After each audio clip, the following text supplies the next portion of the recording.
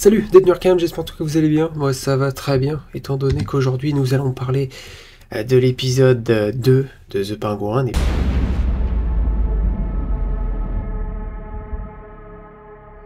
Épisode que je ne savais pas qu'il allait sortir aujourd'hui.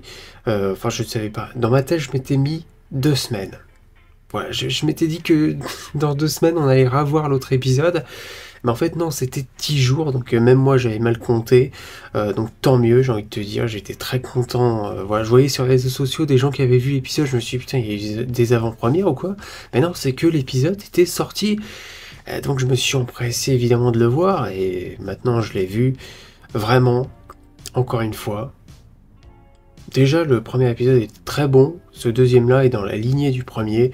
Encore une fois, le côté bien mafia gangster, ça va être 100% spoiler. Hein, de toute façon, c'est marqué dans le titre et en même temps, je vais pas vous faire du sans spoil. Vraiment, on a quelques moments de tension. Quelques moments, on se dit qu'est-ce qui va arriver à Oswald? Est-ce que le gars va être pris en flagrant délit ou est-ce qu'il va réussir sa petite magouille? Parce qu'il ne fait que ça, improviser sur improvisation. Vraiment, parce qu'il y a des moments où ça va pas complètement dans son plan.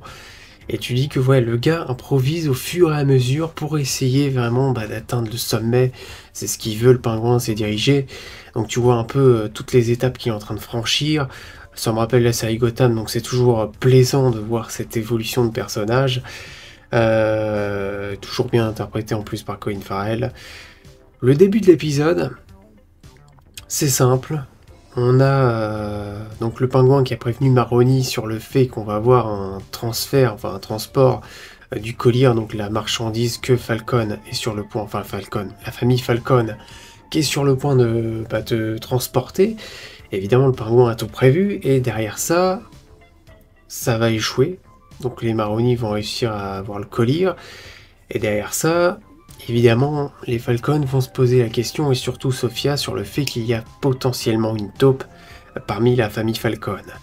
Et là, tout le monde va commencer à être interrogé, le pingouin a toujours son plan, et il y a toujours cette manière de beau parleur, on va dire, de dire à Sophia que... de lui rappeler que c'est quand même quelqu'un de bien et tout ce qu'il a fait pour la famille Falcon, bien sûr. D'un autre côté, Sophia le croit pas vraiment, en tout cas pas tout de suite. Après, on a évidemment cette scène où Oswald est en train d'improviser, mais complètement, parce que Sophia a réussi à capturer avec Castello, je crois qu'il s'appelle, un de ses hommes de main, ils ont réussi à capturer un mec de Maroni, l'enfermer dans la cave. Le pingouin, lui, comme d'habitude, il met un peu les bâtons dans les roues, histoire de dire il y a un mec à la cave, donc ça il va le dire à Vitti. Je crois qu'il s'appelle Vitti, j'ai encore les noms qui sont à côté quand même. Ouais, Johnny Vitti, c'est ça exactement. Et donc, voilà, on voit un peu qui va se faire prendre la main dans le sac. Le pingouin a tout prévu et en même temps le plan va échouer. Vic va pas réussir à foutre les bijoux dans la bagnole. Et donc, résultat, le pingouin doit tout improviser. Il doit tuer le mec de Maroni, foutre le couteau dans la poche de Vitti. Mais au final, il l'a foutu dans la poche de Castello. On voit que le plan, en fait, au fur et à mesure, est complètement improvisé. Et je trouve qu'il y a vachement de tension et que l'épisode est vachement bien réalisé. Voilà, j'étais plongé à fond dedans, vraiment suivre Oz et voir un peu toutes les trahisons qu'il essaye de faire entre la famille Maroni et la famille Falcon. Tu sais pas de quel camp il a envie de se ranger. En tout cas, c'est un très bon épisode. Le truc que j'ai à reprocher, j'ai envie de dire le seul défaut, mais c'est quand même un gros défaut, c'est qu'à la fin de l'épisode, je me suis dit, ah oui, c'est vrai que c'est l'univers Batman.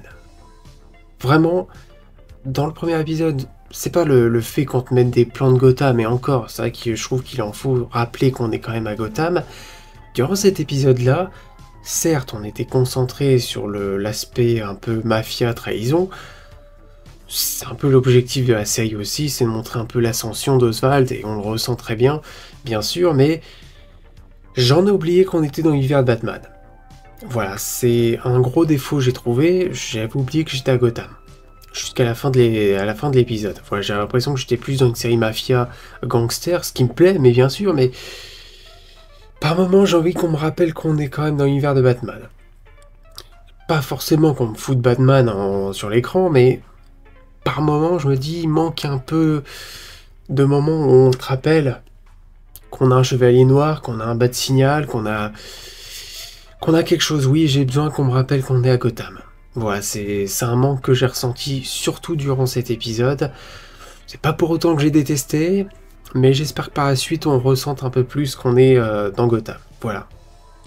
Sophia Falcone, vraiment, cette actrice, dont j'ai oublié le nom malheureusement, voilà, Christine Milioti, on va y arriver, est superbe. J'ai envie de le rappeler encore, je trouve que l'actrice et le personnage sont vraiment géniaux. J'ai envie de suivre Sophia Falcone, et d'ailleurs dès le départ, assez étrange ce qui se passe dès le début. Donc on a une espèce de flashback, on la voit à l'asile d'Arkham notamment, et on va voir en fait qu'elle est en thérapie sur un docteur qui s'appelle Julian Rush, acteur que j'ai vu notamment dans Luke Cage, juste pour citer le nom.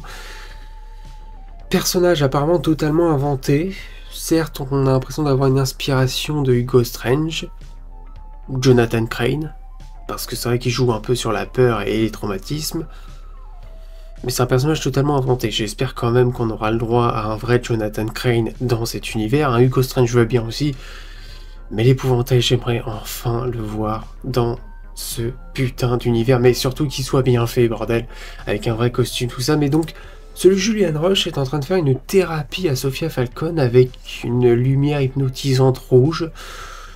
Pour l'instant, on n'en sait pas plus sur ce personnage-là. Voilà, on sait pas trop. Enfin, oui, Sophia Falcone est sortie de l'asile d'Arkham, donc elle a besoin d'une thérapie, j'imagine. Ça, on n'en apprend pas trop. Voilà, pas des masses. On voit qu'elle est toujours traumatisée par la mort, évidemment, de son frère. Mais ça, on n'apprendra pas trop. On n'apprendra pas grand-chose là-dessus. Il y aura l'homme de main de Sophia Falcone, donc Castello, donc lui, on va le tuer. D'ailleurs, c'est le frère de Carmine Falcone, qui s'appelle Lucas, je crois, Lucas Falcone, qui va le tirer d'une balle en pleine tête. Voilà. Et la fin de l'épisode, bien sûr, où apparemment, Sophia Falcone et le pingouin. Le pingouin qui, encore une fois, essaie d'improviser comme il peut. Sophia Falcone a l'air enfin de faire confiance au pingouin. Suite à tout ce qui s'est passé dans l'épisode, suite à tout ce qu'il a dit, et ce qui s'est passé, évidemment, l'homme de main Castello, qui s'est fait prendre, ça y est, tu peux envoyer la musique, c'est d'ailleurs ce que dira le pingouin à Sophia. Donc par la suite, j'imagine peut-être une alliance, et ensuite une trahison. Très bon épisode quand même, hein. On voit encore un peu la relation avec la mère du pingouin, où à un moment ils vont danser. La relation aussi avec Vic, où le pingouin essaye de l'endurcir encore un peu plus durant cet épisode. En tout cas, voilà, c'était un très bon épisode. Encore une fois, je le dis, j'ai pas assez ressenti l'ambiance de Gotham. J'ai l'impression que j'étais sorti de l'épisode. C'est même à la fin de l'épisode, je me suis rappelé qu'on était dans l'univers de Batman. Il y a un moment donné, on rappelle que Gotham est quand même, depuis que le Riddler a foutu la merde, que Gotham a augmenté en criminalité. Donc même si Batman est là, ça a augmenté en criminalité. Ce que j'aime bien quand même, c'est que Batman ne peut pas être partout. C'est ce qu'on peut voir quand même dans l'épisode. Hein. Il y a quand même un espèce de braquage de fourgon qui se passe au début et que Batman n'est pas là. Mais Batman ne peut pas être dans tout Gotham. C'est clair. Mais il manque ce côté un peu iconisation de la ville. Pas de signal dans le ciel, c'est ce que je disais. À part ça, voilà, c'était quand même un très bon épisode. J'ai très hâte d'avoir la suite. Donc évidemment, n'hésitez pas à me dire en tout cas dans les commentaires ce que vous avez pensé de cet épisode. On se retrouvera évidemment la semaine prochaine pour parler de l'épisode 3 que j'ai très hâte de voir. En tout cas, voilà. Likez cette vidéo si elle vous a plu. Abonnez-vous bien sûr. On est de plus en plus nombreux. Allez-y. Ça me fera plaisir, ça me motivera évidemment. Et puis, toujours un plaisir en tout cas de parler de la série The Penguin pour l'instant. Je vous souhaite la bienvenue à l'asile d'Arkham. Allez, salut.